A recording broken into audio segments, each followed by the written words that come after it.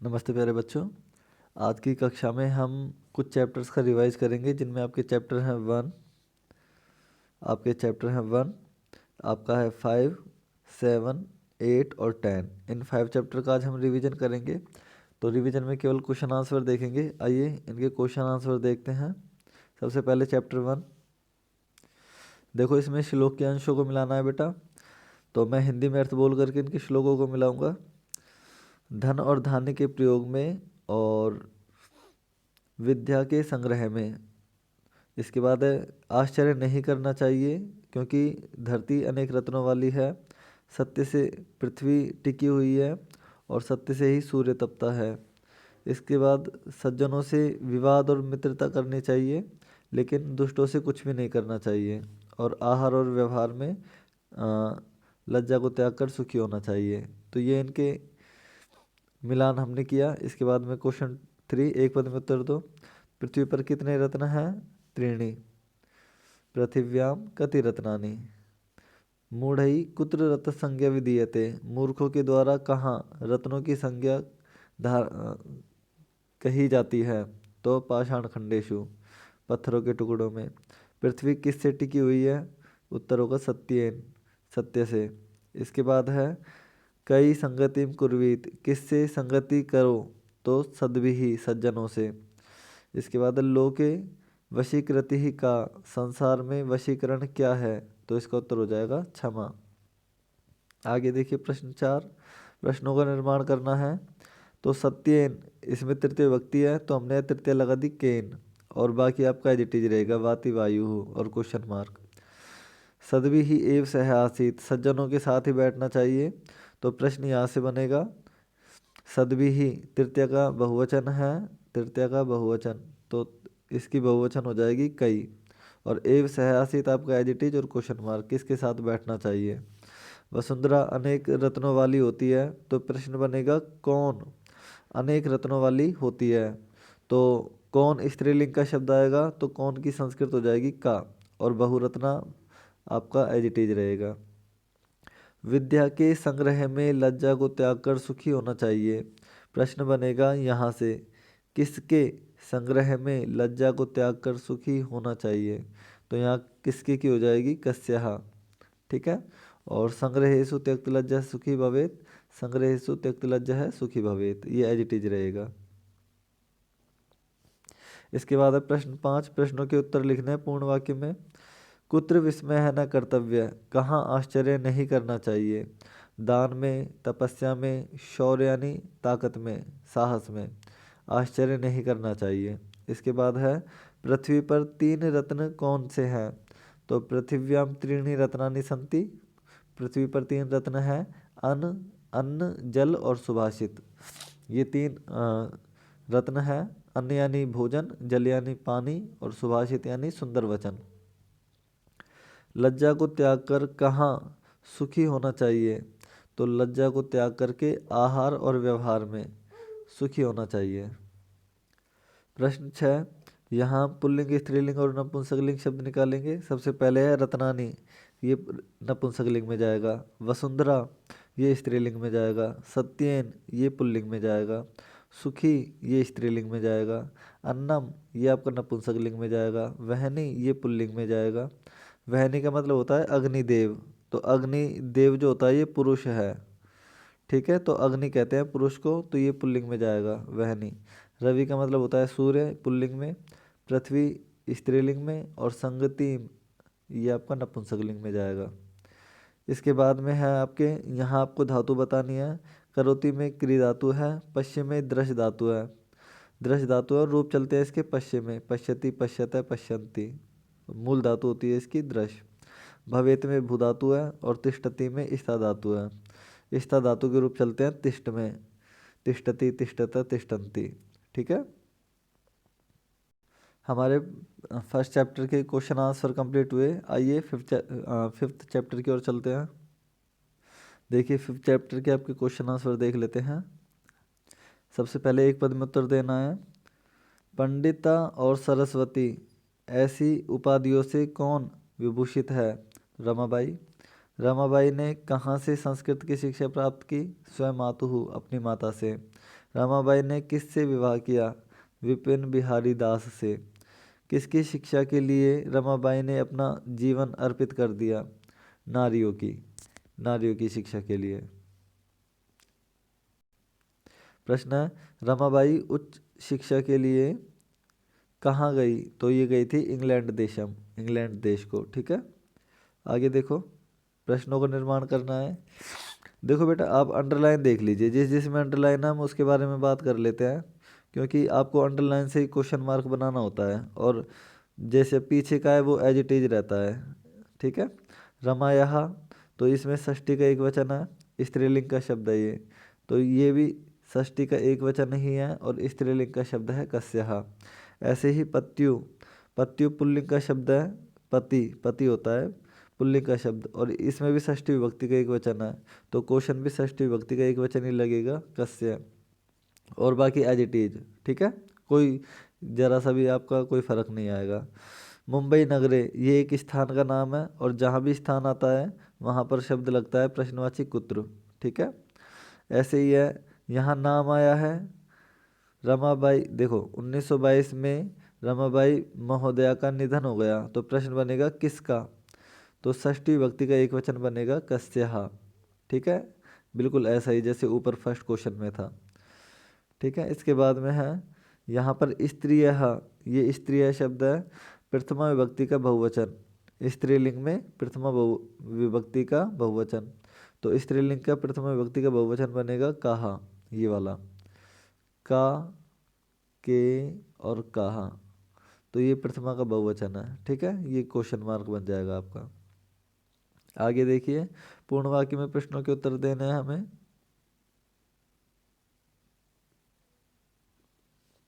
पहला प्रश्न है, रमाबाई ने किस लिए आंदोलन शुरू किया? तो रमाबाई ने स्त्रियों के लिए वेद शास्त्रों की शिक्षा के लिए आंदोलन प्रारंभ किया। निसहाय स्त्रियां आश्रम में क्या क्या प्राप्त करती थी? तो निसहाय स्त्रियां आश्रम में तो मुद्रण, टंकण, काष्ठकला आदि का प्रशिक्षण लेती थी, ये हो जाएगा इसका उत्तर। ठीक है, आगे देखो, किस विषय में रमाबाई महोदय का योगदान है? तो लेखन के क्षेत्र में, केवल एक इतना सा आपको लिखना है, लेखन क्षेत्र, और बाकी आपका एज इट इज रहेगा, रमाबाई महोदय योगदानम अस्ति, इतना। ठीक है, और किस रचना दोष से एक बार देख लो इसको, देखो किस रचना दोष से रमाबाई प्रशंसित है? तो इसकी दो रचनाओं के नाम है स्त्री धर्म नीति, हाई कास्ट इन वुमेन। फिर आ जाएगा रचना द्वयन रमाबाई प्रशंसिता वर्तते, रचना द्वयन रमाबाई प्रशंसिता वर्तते। ठीक है, इसके बाद आगे चलते हैं। यहाँ आपको बताने हैं मूल शब्द, लिंग, विभक्ति और वचन। देखो, पिता का मूल शब्द होता है, यानी पिता जो शब्द बनाए वो किससे बनाए? पितृ से। पुल्लिंग का शब्द होता है, और प्रथमा का ये एक वचन है। ऐसे ही शिक्षा यही किससे बना है? शिक्षा से। ये शिक्षा स्त्रीलिंग का शब्द होता है, और इसमें चतुर्थी का एक वचन है। कन्या, हाँ, ये शब्द बना है कन्या से, स्त्रीलिंग का शब्द है, और प्रथमा का ये बहुवचन है, कन्या, कन्ये, कन्याः, तो ये प्रथमा का बहुवचन है। ऐसे ही नारीणाम जो शब्द है, ये नारी शब्द से बना है, स्त्रीलिंग का है, और षष्ठी का इसमें बहुवचन है। मनोरमया जो शब्द बना है, ये मनोरमा से बना है, और ये स्त्रीलिंग का शब्द है, और इसमें तृतीया का एक वचन है। ठीक है, ऐसे ही प्रश्न 5 है, हमें यहाँ धातु बतानी है, लकार बताने हैं, पुरुष और वचन। देखो, कुर्वंती में क्री धातु है, आगच्छत में आ उपसर्ग है, और गम धातु है, ध्यान रखना। ऐसे ही निवसंती में नि उपसर्ग है और वस धातु है, और गमिष्यति में गम धातु है, अकरोत में क्री धातु है। तो कुर्वंती, करोति, कुरुत, कुर्वंती, तो ये लट लकार का है, प्रथम पुरुष का बहुवचन। आगच्छत में आगच्छत, आगच्छताम, आगच्छन, तो ये लंग लकार का है, प्रथम पुरुष का एक वचन। ऐसे ही वस्ती, वसत, वसंती, तो लट लकार प्रथम पुरुष का बहुवचन। और गमिष्यति शुरू में ही है, तो ये गमिष्यति आया है, तो ये लिरिट लकार का शब्द है, लिरिट लकार, और ती आया है तो प्रथम पुरुष का एक वचन। ऐसे ही अकरोत, अकुरुताम, अकुर्वन, तो ये लंग लकार का वाक्य है, प्रथम पुरुष का एक वचन। ठीक है। प्रश्न 6 में घटना के अनुसार हमें लिखना है। तो सबसे पहले देखो क्या हुआ था। रमाबाई का जन्म, उसके बाद हुई थी उसकी शिक्षा अपनी माता से, और उसके बाद उसका हुआ था विवाह तीसरे नंबर पर विपिन बिहारी दास से। इसके बाद जब उसके पति मर गए तो वो कहाँ चली गई थी, इंग्लैंड देश। वहाँ से आई तो उसने किसकी स्थापना की, शारदा सदन की स्थापना की, और लास्ट में उसकी मृत्यु हो गई। तो ये आप सीरीज को ध्यान रखेंगे। ठीक है। इसके बाद बेटा चैप्टर 7 देखें, इसके हम क्वेश्चन आंसर देखेंगे चैप्टर 7 के। देखो सबसे पहले हमें बेटा रिक्त स्थान पूरे करने हैं। तो देखो बड़ा आसान है ये वाला भी। देखो आप ये देख लो, सबसे पहले है प्रथम पुरुष के वस्ती, वसत, वस्ती, वस्त है, वसंती। सभी में हमें इसमें लगाना है, तो हम वो बाद में लगा लेंगे। ऐसे ही पूज्यति, पूज्यत, पूजयंती, इसमें हम लगा लेंगे। रक्षति, रक्षत, रक्षंती, इसमें लगा लेंगे। चरती, चरत है, चरंती, और करोति, कुरुत है, कुर्वंती। ठीक है, इस तरीके से ये लगा लेंगे, और सब में हम क्या लगा देंगे, इसमें लगा देंगे। आगे देखो ऐसे ही। अब ये मध्यम पुरुष के हैं, ये भी प्रथम पुरुष के हैं, लेकिन ये लंग लकार में हैं।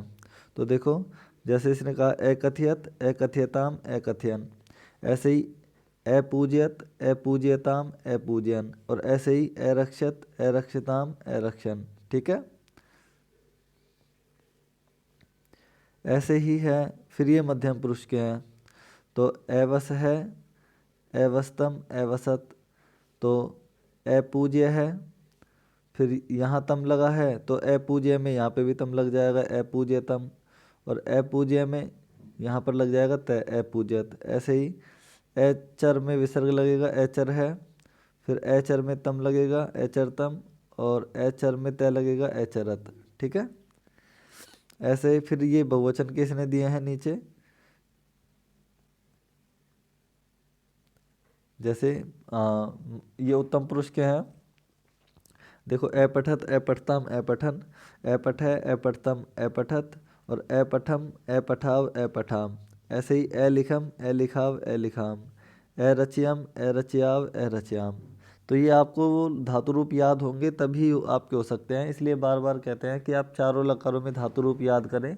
लट लकार, लिरिट लकार, लंग लकार और लोट लकार। ठीक है। तो ये लंग लकार के वाक्य हैं बेटा। इसके बाद में आगे देख लेते हैं, एक पद में उत्तर लिखने हैं। ये हमारी चूंकि बेटा रिवीजन क्लास है तो हम इनको ज़्यादा समझाएंगे नहीं, केवल आपको एक बारी दिमाग में रिफ्रेश करवा देंगे कि इनके आंसर ये हैं। ठीक है। देखो पहला प्रश्न है, तपस्या के प्रभाव से कौन मित्र हो गए। तो उत्तर हो जाएगा हिंस्र पशु है, हिंसक पशु।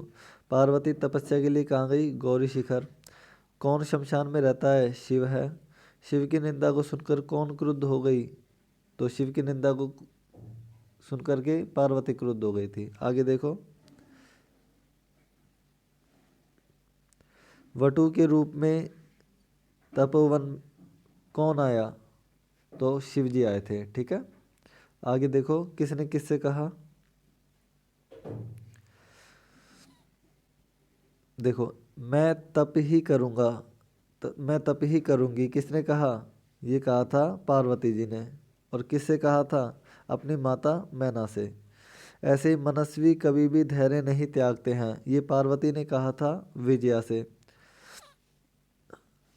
अपर्णा इस नाम से तुम प्रसिद्ध हुई, ऐसा कहा था विजया ने।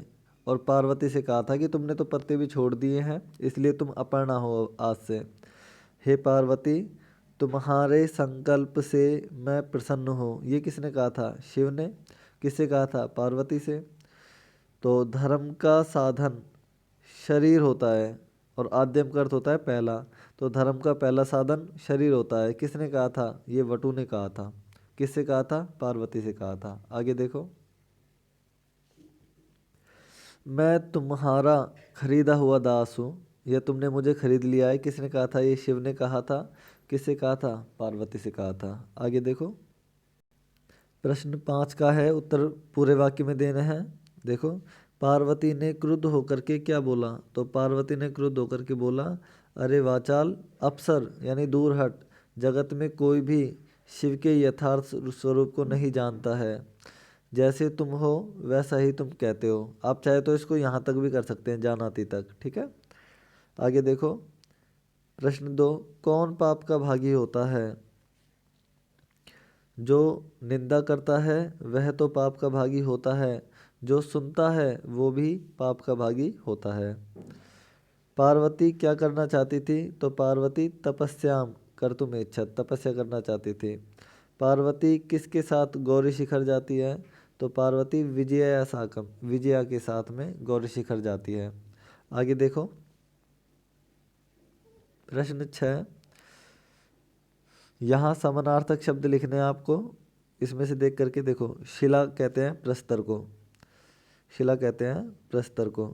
पशु कहते हैं जंतु, जंतव है। अम्बा का समानार्थक हो जाएगा माता, नेत्राणी का हो जाएगा नैनानी, और तूष्णीम का हो जाता है मौन। ये इनके समानार्थक हैं। इसने कहा है उदाहरण के अनुसार पदों की रचना करो। वस्ती इसम को इसने बनाया है अवसत, तो सब में केवल हमें तय लगाना है ऐसे। तो पश्यति का हो जाएगा अपश्य, और इसमें लगेगा तय। तो शुरू में हमें ए लगाना है और बाद में लगाना है तय।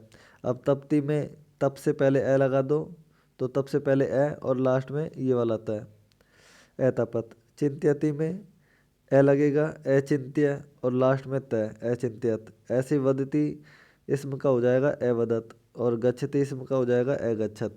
ये भी लंग लकार का है और ये भी लंग लकार का है। ठीक है, इधर की साइड में लंग लकार बनाए हैं लट लकार में इसम जोड़ करके, क्योंकि वस्ती वसत वसंती लट लकार का है। इसमें हमने इसम लगाया, तो ये इसम लगाते ही भूतकाल का हो गया। और यदि आपको लंग लकार के रूप आते हैं तो आप इस तरीके से भी बना सकते हैं। ठीक है, ऐसे ही फिर लास्ट में गच्छति इसम, गच्छति गच्छत गच्छन्ति, तो ये प्रथम पुरुष का एक वचन है। तो इसका लंग लकार क्या बनेगा? अगच्छत, प्रथम पुरुष का एक वचन है। ठीक है, अब इस क्वेश्चन में बेटे इसने यहाँ उल्टा कर दिया थोड़ा सा। अब जैसे ए लिखत, तो ये भी वैसा ही है जो ऊपर था, तो इसको कर दिया लिखती इसमें। तो अब सब में हम इनको ऐसे ही करते जाएंगे। ए कथयत है तो कथयति इसमें, ए नयत है इसका अर्थ होता है ले गया, यहाँ हो जाएगा नयति इसमें, इसका अर्थ भी होता है ले गया। ए पठत यानी पढ़ा, और पठती इसमें यानी भी पढ़ा।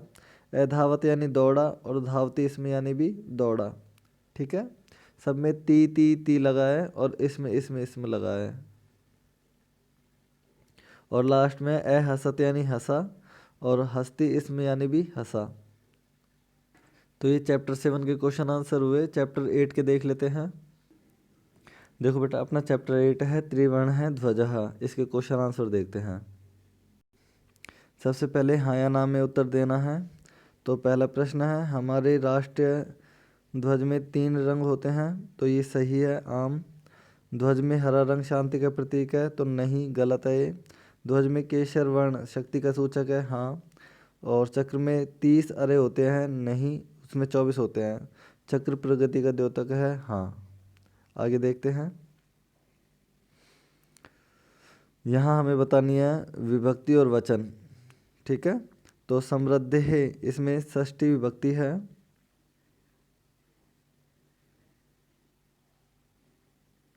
और इसमें एक वचन है। ऐसे ही वर्णा नाम, जहाँ नाम आ जाएगा वहाँ षष्ठी विभक्ति का बहुवचन। और से आ जाएगा, इससे वो षष्ठी विभक्ति का एक वचन। और जहाँ 2 मात्रा के साथ विसर्ग आता है वहाँ तृतीय विभक्ति का बहुवचन, जैसे रामई। ठीक है, रामई हो गया, फलई हो गया। और जहाँ सात्विकता यहाँ आ जाता है वहाँ पंचमी या षष्ठी विभक्ति का एक वचन होता है। प्राणानाम नाम आ गया, षष्ठी विभक्ति का बहुवचन। और सभा याम जहाँ आ जाता है याम, वहाँ सप्तमी का एक वचन है। ठीक है, एक पद में उत्तर देते हैं बेटा। हमारे ध्वज में कितने वर्ण हैं? तो त्रिय है, 3। त्रिवर्ण ध्वज में शक्ति का सूचक कौन सा वर्ण है? तो कह है, तो इसी में उत्तर जाएगा, विसर्ग में ही वर्ण है, केशर वर्ण है। कस्य, तो अशोक चक्र किसका द्योतक है? तो यहाँ है प्रगति है प्रगति का।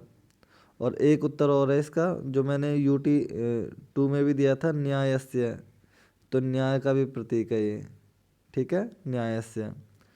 तो आप दोनों में से जो उत्तर करना चाहें वो कर सकते हैं।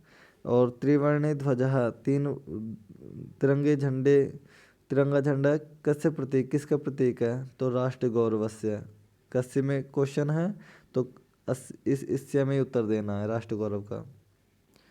एक वाक्य में उत्तर देते हैं। देखो बेटा, यहाँ आपको एक वाक्य में उत्तर देने के लिए पूरा सेंटेंस याद करने की ज़रूरत नहीं होती, क्योंकि अस्माकं ध्वजस्य श्वेत वर्ण है, ये आपका सेम है। केवल इस क्वेश्चन की जगह आंसर देना है। हमारे ध्वज का श्वेत वर्ण किसका सूचक है, तो सत्यस्य, सत्य का, ठीक है। सूचक है अस्ति, सूचक है। आगे देखो,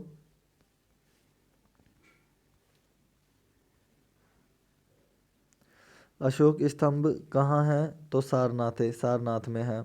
त्रिवर्ण ध्वज को हम कब फहराते हैं, तो स्वतंत्रता दिवस पर और गणतंत्र दिवस पर।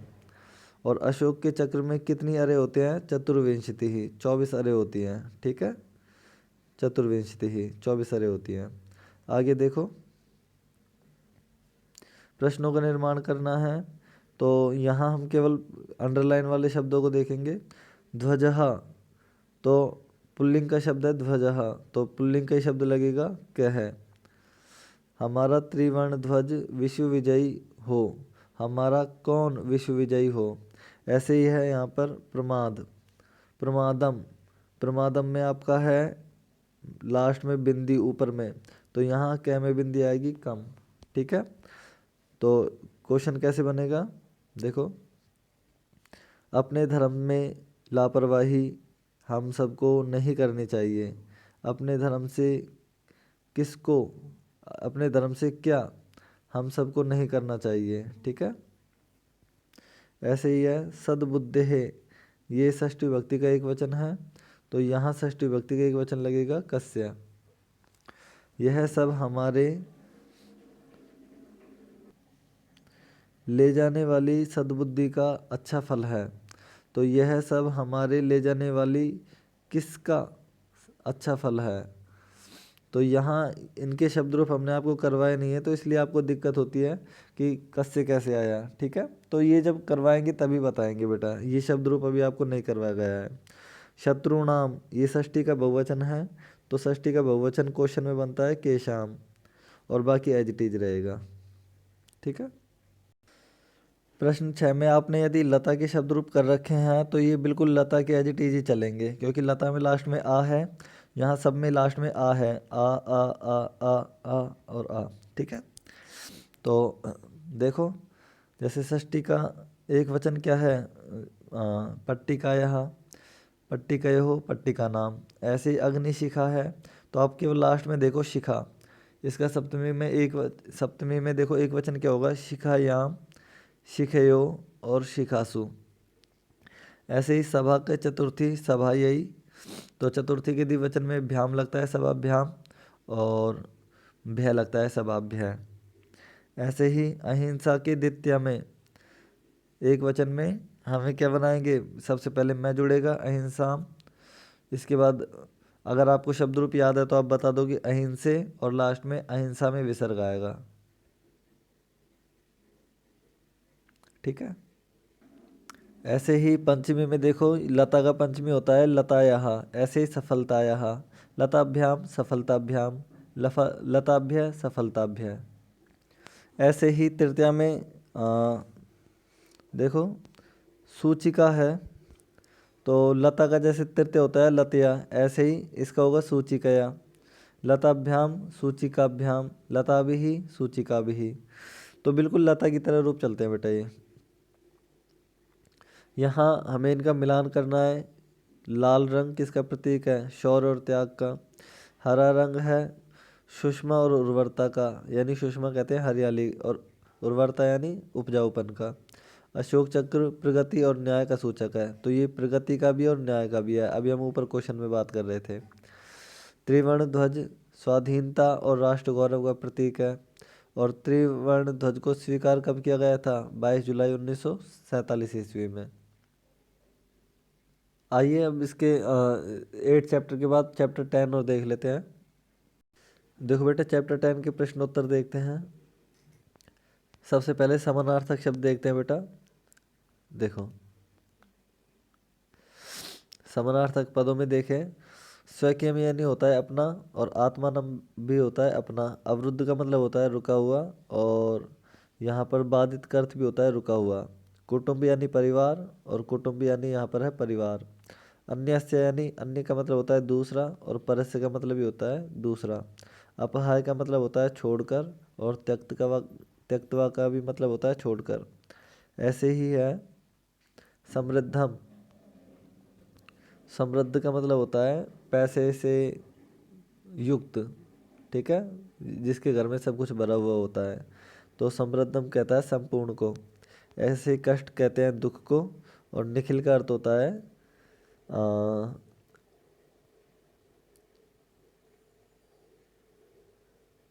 यहाँ थोड़ी सी मिस्टेक हुई है। निखिल कहते हैं संपूर्ण को, और समृद्ध कहते हैं संपन्न को, कि ये तो सभी तरीके से संपन्न है, ठीक है। देखो बेटा, इसमें हम पदों का संशोधन करके लिखेंगे।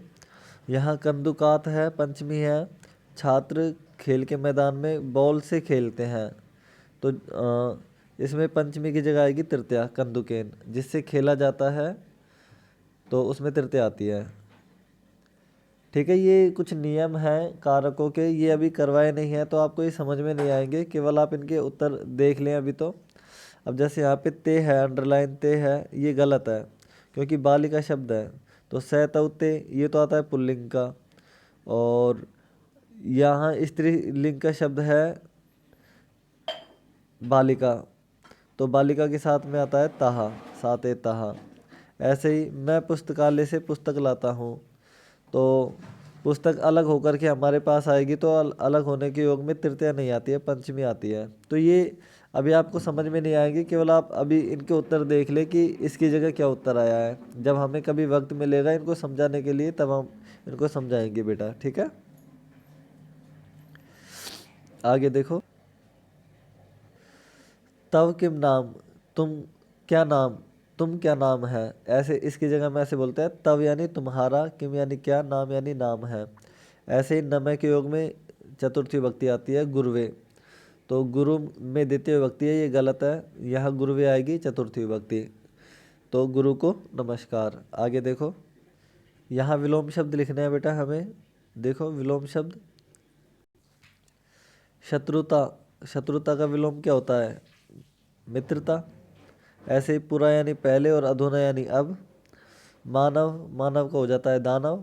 उदार चरित, उदार चरित यानी जिनका दिल बड़ा होता है। और लघु चेत सम, जिनका मन छोटा होता है। सुखी का हो जाएगा दुखी। और अपहाय, अपहाय का मतलब होता है छोड़कर, तो गृहत्वा का विलोम हो जाएगा लेकर। ये लिंग विभक्ति और वचन है, इनको बेटा आप ही देखोगे, क्योंकि समझाने में काफ़ी टाइम लगेगा, और ये हमारी रिवीजन क्लास है, तो इनको केवल आप खुद तैयार करेंगे। जहाँ आपको दिक्कत होगी वहाँ आप मुझसे पूछना, ठीक है। जैसे मैं एक दो आपको बता देता हूँ। बंधु शब्द है, तो ये पुल्लिंग का शब्द है, और इसमें प्रथमा विभक्ति का एक वचन है। देशान, ये राम की तरह है, रामान जैसे होता है, पुल्लिंग का द्वितीय विभक्ति का बहुवचन है। घृणायाः, ये स्त्रीलिंग का शब्द है, षष्ठी विभक्ति का एक वचन है। कुटुंबकम में नपुंसक लिंग है, प्रथमा का ये एक वचन है। रक्षायाम, यहाँ याम आया है, तो ये स्त्रीलिंग सप्तमी विभक्ति का एक वचन है। और ज्ञान विज्ञानयोः, ये नपुंसक लिंग का षष्ठी विभक्ति का द्विवचन है बेटा।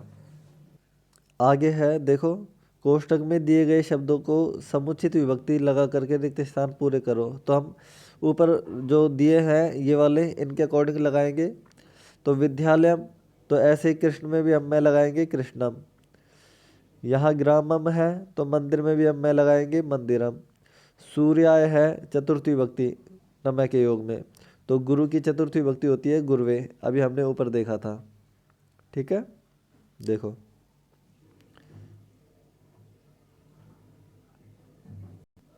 देखो यहाँ पर है ना, गुरु को नम्य के योग में क्या लगाया है, गुरुवे। ऐसे ही ऐसे है, देखो बेटा वृक्षस्य, तो ऊपरी के योग में षष्ठी विभक्ति आती है, तो अश्व में लग जाएगा ये वाला अस्य।